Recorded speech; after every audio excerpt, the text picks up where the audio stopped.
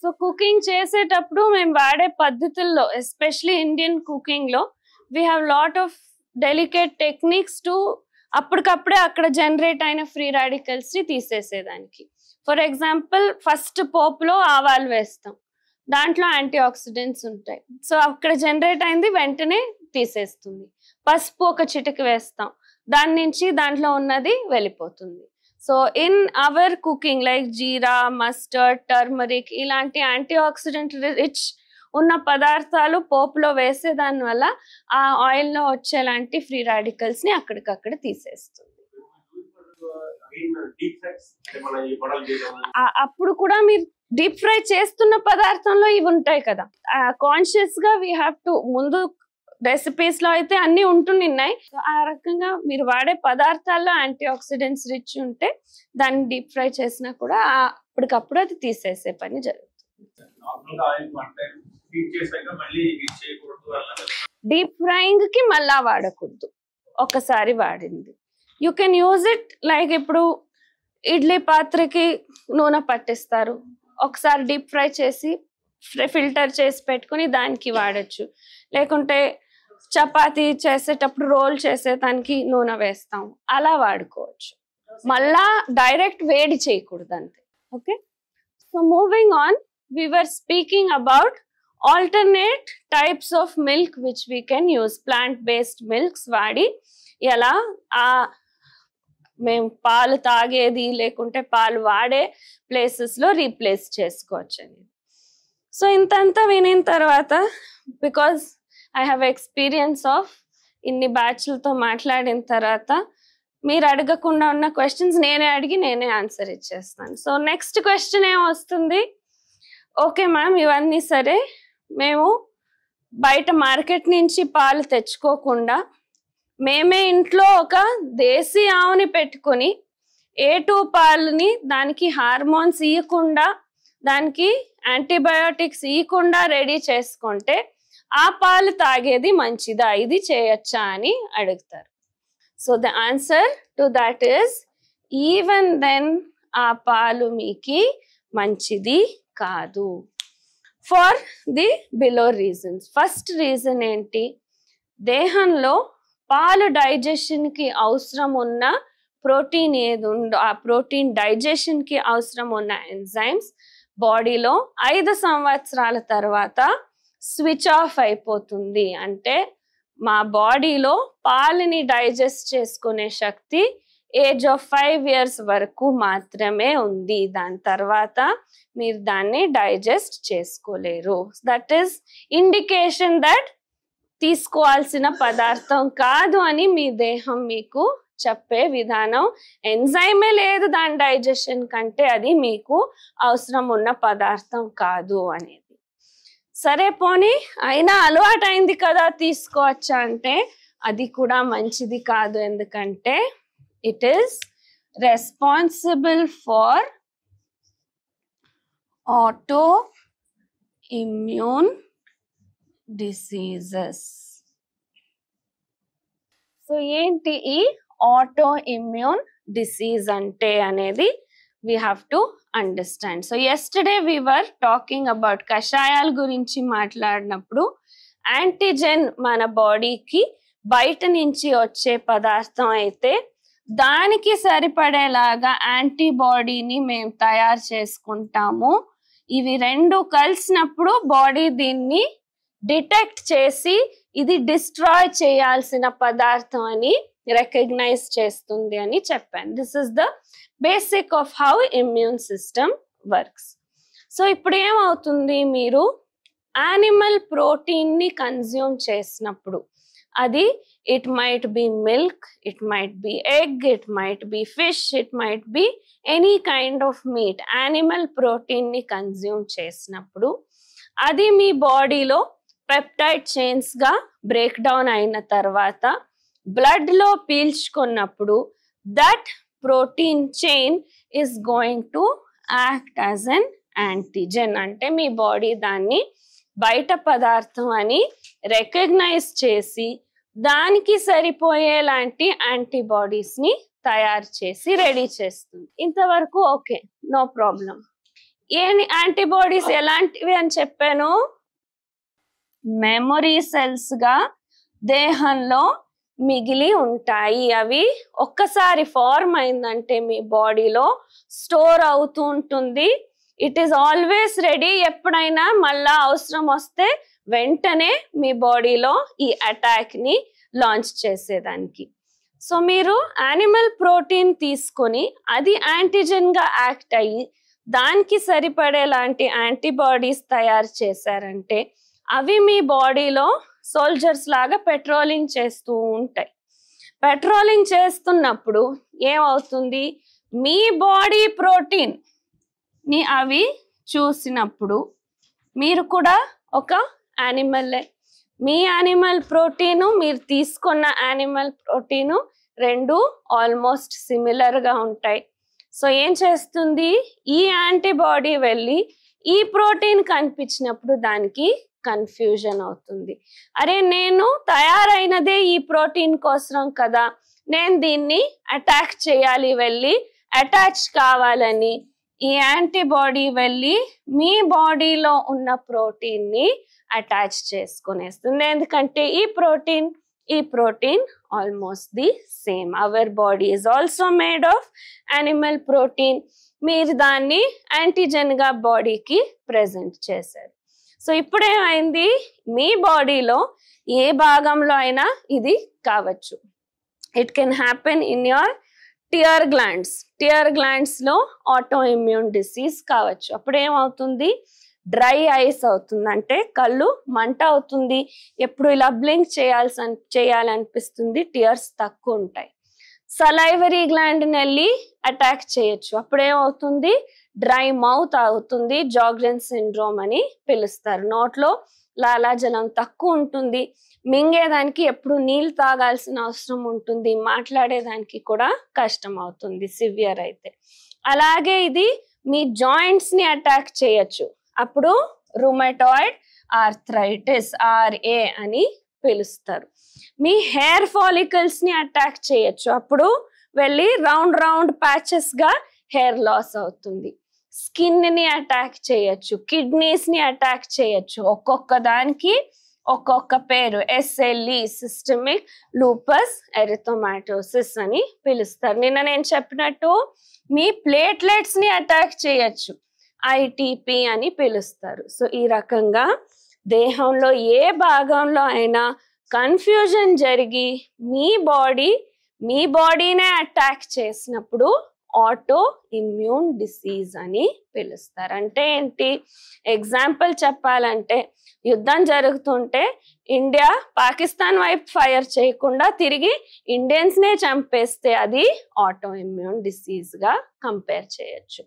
So ఎందుకు వచ్చింది ఈ కన్ఫ్యూజన్, బాడీలో యానిమల్ ప్రోటీన్ కన్సంప్షన్ వల్ల ఈ కన్ఫ్యూజన్ వచ్చింది.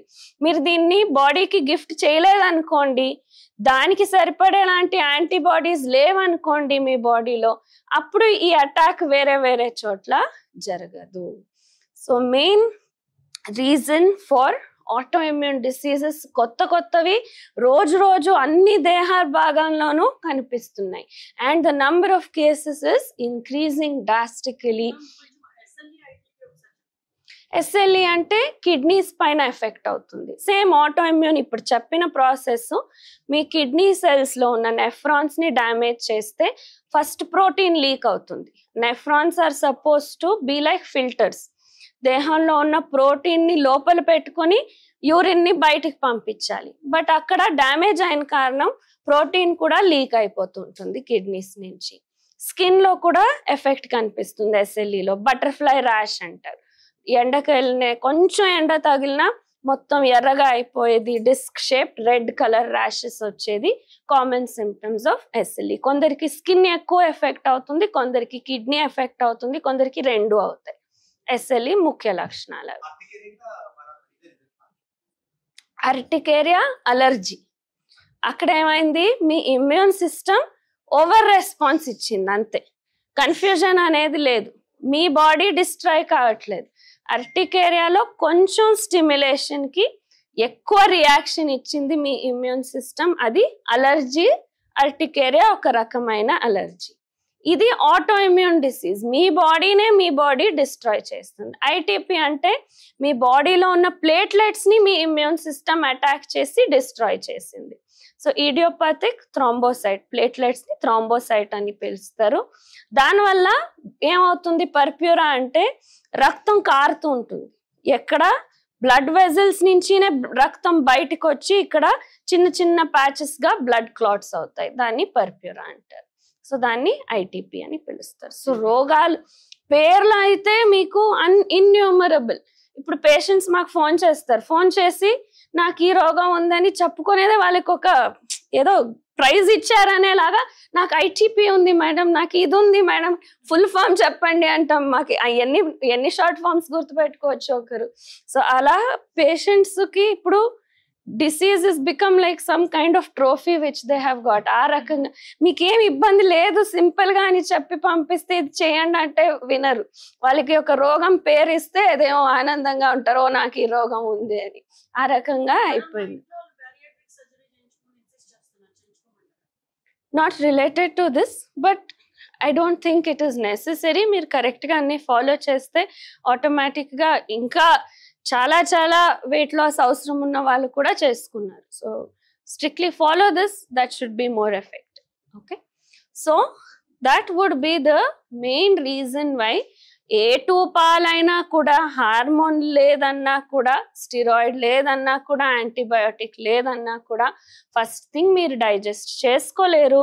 Second thing auto immune disease కి అది దారి చేసిస్తుంది, దేహంలో రిస్క్ పెంచుతుంది. So all types of animal protein ని అవాయిడ్ చేసేది మంచిది. నెక్స్ట్ క్వశ్చన్ వస్తుంది. Let me finish will come back to questions, just a minute.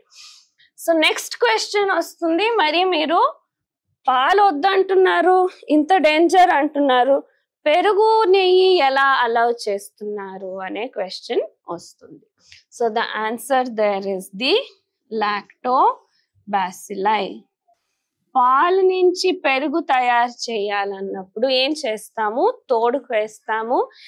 ఈ మంచి బ్యాక్టీరియా ఏది ఉందో అదేం చేస్తుంది, పాలలో ఉన్న హార్మోన్ ని it will digest and make it harmless. పాలలో ఉన్న యాంటీబయోటిక్ ని కూడా it will degrade and make it useless. అంటే మా బాడీలో ఎఫెక్ట్ లేకుండా యానిమల్ ప్రోటీన్ ని కూడా రూపాంతరం చేసి మీకు అది యాంటీజెన్ యాంటీబాడీ రెస్పాన్స్ ని మౌంట్ చేయకుండా ఉండే రకంగా తయారు చేస్తాయి ఈ లాక్టోబాసిల్లై. సో బ్యాక్టీరియాకి అంత పవర్ ఉంటుంది. అందుకే పాల్లో ఉన్న మంచి అంశాలు మాత్రమే దొరుకుతాయి, చెడ్డ అంశాలన్నీ తీసేసే శక్తి ఈ లాక్టోబాసిల్లైకి ఉంది. సో డైరెక్ట్ పాలు నుంచి చేసిన ప్రోడక్ట్, పన్నీర్ ఉండొచ్చు, కవా ఉండొచ్చు, స్వీట్స్ ఉండొచ్చు, అవి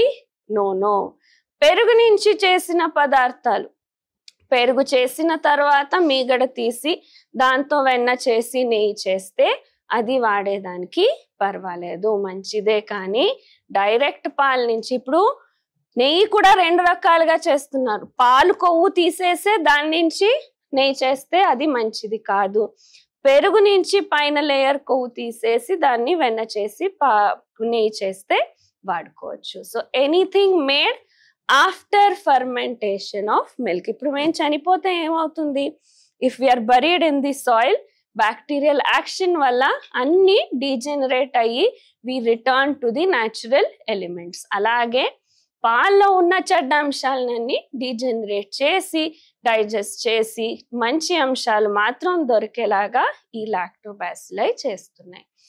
సేమ్ థింగ్ మీరు ఇప్పుడు వరకు పాలు తీసుకుంటున్నా ఎలా డైజెస్ట్ అవుతుందంటే, ఎంజైమ్ లేదు మీకు డైజెషన్ కి, కానీ మీ పొట్టలో ఉన్న ఇంటెస్టైన్ లో ఉన్న బ్యాక్టీరియా తీసుకున్న పాలని పెరుగుగా మారిస్తే ఆ పెరుగుని మీరు డైజెస్ట్ చేసుకుంటున్నారు మాత్రమే, లేకుంటే పాలు అలాగే వెళ్ళిపోతుంది. Okay, so that is how we're still able to digest milk after age of 5 because ఈ బ్యాక్టీరియా లోపల డైజెషన్ చేస్తుంది. But that is so much added responsibility for your gut bacteria. దానికంటే బయటనే చేసి తర్వాత తీసుకుంటే ఈ బ్యాడ్ ఎఫెక్ట్స్ అన్ని ఉండకుండా ఉంటుంది. Okay, so that is how పెరుగు, మజ్జిగ, నెయ్యి ఇస్ ఓకే, నాట్ పాలు in its direct form. Clear? ఇంతవరకు no doubts? So next question ఏం అడుగుతారు? దానికి ఆల్టర్నేటివ్ లేదు. నెక్స్ట్ క్వశ్చన్ ఏం అడుగుతారంటే, ఓకే ఇదే రకంగా ఇన్స్టెడ్ ఆఫ్ పౌల్ట్రీ ఫార్మ్ నుంచి తెచ్చి వాడే కోడి కంటే మేమే ఇంట్లో నాటి కోడి పెంచుకుంటే దాని నుంచి వచ్చిన గుడ్లు ఆ మాంసము తినచ్చా, లేకుంటే ఇక్కడ మేము ఫిష్ తినచ్చా, ఫిష్ లో ఈ ప్రాబ్లమ్స్ అన్ని తక్కువ ఉంటాయి కదా అని అడుగుతారు. So first thing we need to remember, birds are migratory in nature. అంటే ఏంటి? సంవత్సరం నార్థన్ హెమిస్ఫియర్ నుంచి, చల్ల ప్రదేశాల నుంచి ఇక్కడికి వచ్చి ఇక్కడి నుంచి అక్కడికి ట్రావెల్ చేస్తుంటాయి. ఎంతవరకు అంటే మీ పౌల్ట్రీ ఫార్మ్ లో కనిపించేలాంటి ఆ ఓవర్ క్రాప్ పుట్టుకొని వచ్చే బ్యాక్టీరియా, వైరస్లు సౌత్ పోల్లో, నార్త్ పోల్లో పెంగ్విన్స్ లో కూడా కనిపిస్తున్నాయి. అంతవరకు ఇన్ఫెక్షన్స్ స్ప్రెడ్ అవుతున్నాయి. సో ఇక్కడ పౌల్ట్రీ ఫార్మ్ ఉండి ఇక్కడ మీరు నాటికోడి పెంచితే ఖచ్చితంగా ఆ అన్ని బ్యాక్టీరియాలు, వైరస్లు దీంట్లో ఉంటుంది. And of course auto immune process అయితే ఏ రకమైన యానిమల్ ప్రోటీన్ లో తీసుకున్నా కూడా ట్రిగర్ అవుతుంది. సో ఫిష్ కి ఎందుకు వద్దంటున్నారంటే, ఫిష్ ఫార్మింగ్ ఇప్పుడు most of the fish which is available comes from fish forms. సముద్రం నుంచి, నదుల నుంచి పట్టుకొచ్చేది తక్కువే, ఫిష్ ఫార్మింగ్ నుంచి తెస్తున్నారు. సో ఈ ఫిష్ ఫార్మ్స్ లో ఫిష్ కి ఫీడ్ గా ఏం ఇస్తున్నారు తెలుసా? What is fish feed? Nothing but poultry waste. అంటే చికెన్ పెట్టే పిక్కలన్నీ తీసుకొని కలెక్ట్ చేసి దాన్ని కూడా వేస్ట్ చేయకూడదని దాన్ని మిక్స్ చేసి దానికి ఫిష్ ఫార్మ్స్ లో దానికి ఫుడ్ గా పెడుతున్నారు. సో కోడి తిన్న ఇంజెక్షన్ లో వేసిన యాంటీబయాటిక్, హార్మోను అన్నీ కూడా ఆ ఫిష్ లోపలికి ఖచ్చితంగా వెళుతుంది. అండ్ జస్ట్ లాజిక్ వాడితే మీరు ఫస్ట్ అర్జునుడికి ఏం చెప్పారంట, నువ్వు బెస్ట్ ఆర్చర్ అని ప్రూవ్ చేసుకోవాలంటే ఆ స్విమ్మింగ్ ఫిష్ కంటికి హిట్ చేస్తే ఆరోని నువ్వు బెస్ట్ ఆర్చర్ అని బిరుదిస్తామని చెప్పారంట. అంటే ఏం అర్థం? Fish would be so agile, so fast and so moving fast that దాన్ని కొట్టేది అంత కష్టం అనేది. ఇప్పుడు అర్జునుడు అవసరం లేదు, ఆరో అవసరం లేదు, ఏం అవసరం లేదు. ఒక fish farm just go and visit once. Fishing rod కూడా అవసరం లేదు. ఆ ఫిష్ పట్టుకునేదానికి మీరు వెళ్ళి ఇట్టు చేత్తో ఎత్తుకొని రావచ్చు. అంత లేజీగా, అంత స్లో అండ్ స్లగ్గిష్ గా ఊరికే ఇలా తేలుతుంటాయి. అంతవరకు దాంట్లో ఆ స్టిరాయిడ్ కంటెంట్ వేసేసి లేజీగా తయారు చేస్తున్నాం. Will quickly head over.